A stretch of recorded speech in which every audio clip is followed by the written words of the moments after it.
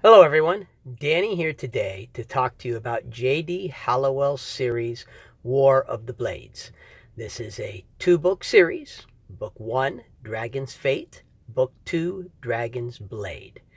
This is a series that I have mixed feelings about. There are things about it that I really enjoy and really like, and then there are other parts of it that are just a great big disappointment. So, book 1, you meet Delgo Conan. He is his country's greatest war hero. This is not one of those Dragon Rider books where you're starting off with young people. A lot of Dragon Rider books start you off with someone young. They're orphaned, they're having some kind of a hard life, and then they become a Dragon Rider and go on to do great things. Not all Dragon Rider books are that way, but a lot are. It seems to be a common theme. This is not fitting with that theme. Delgo Conan is 27 years old. He's already saved his country during a vital battle, in which the country's being invaded. He's been given their highest award. He has been promoted as high as he can possibly be promoted. He's not noble, so he can't be promoted beyond where he is. So he feels like he's at an end. He takes a hike up into the mountains to think about what to do, discovers a pregnant dragon, saves that dragon's life as well as her daughter, bonds with the daughter, and the mother dragon, in gratitude, gives him a dragon blade.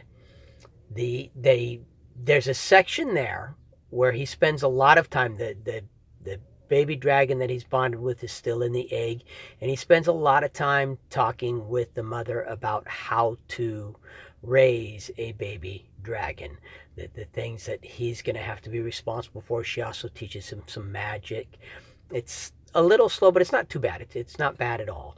Then he leaves to, she gives him the name of someone that he needs to go find to help him develop his magic better, and he hits the road.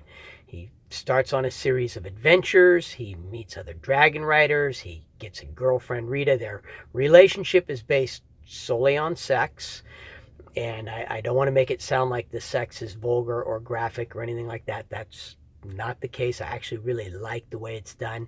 It's descriptive enough to kind of tease your imagination and add some flavor to it without being vulgar or being overly done. He ends up saving a kingdom next to his own kingdom from invasion. The only real knock that I have with book 1, book 1 was good enough that I went on to book 2. Book 1 drew me into the series.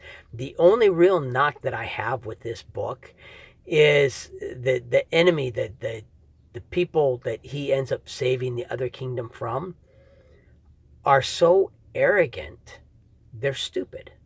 They are quite literally moronic.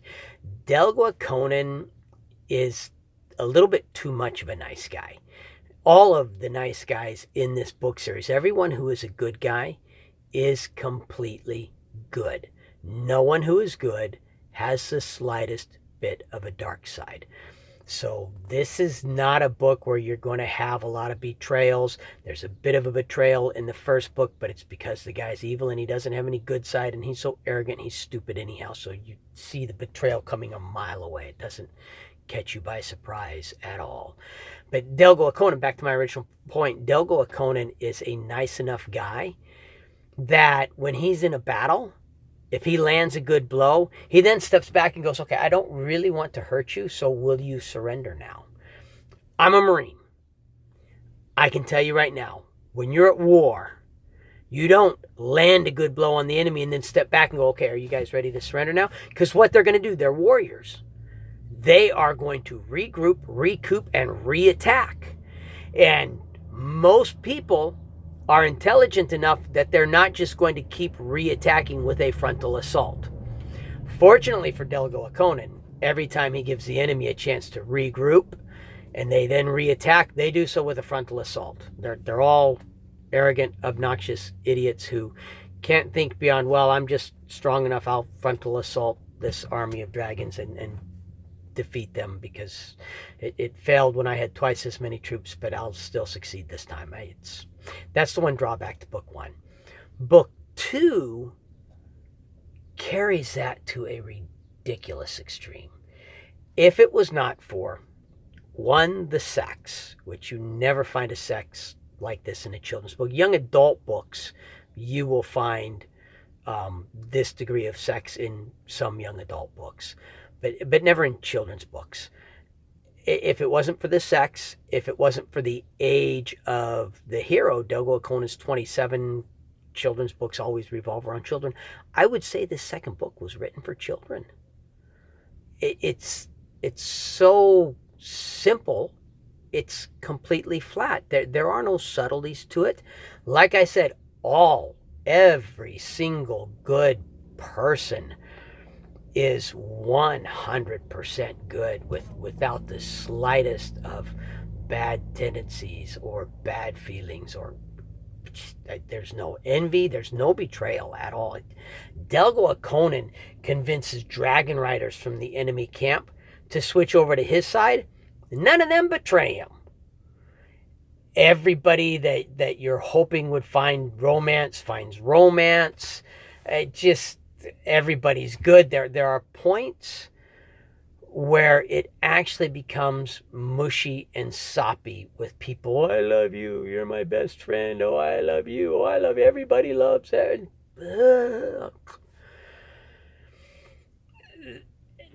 The bad people are totally bad. There's no good in them. And they're totally arrogant.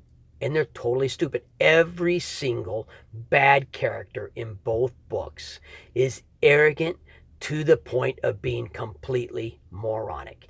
You never feel like Delgo Akonan or any of his fellow warriors are in any danger at any point in time, because the people they're battling are just too stupid to live.